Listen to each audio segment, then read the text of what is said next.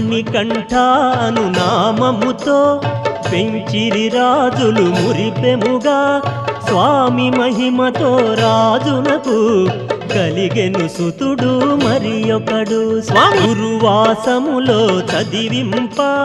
గురుని కుమారుని దీవింప మాటలు రాని బాలునకు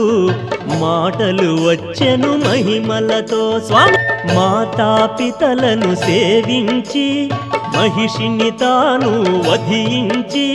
శబరిగిరిపై వెలసెనుగా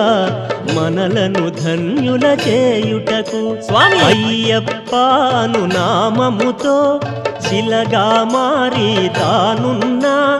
జ్యోతి స్వరూప మహిమలతో భక్తుల కోర్కెలు తీర్చునయా స్వామి శరణం శరణం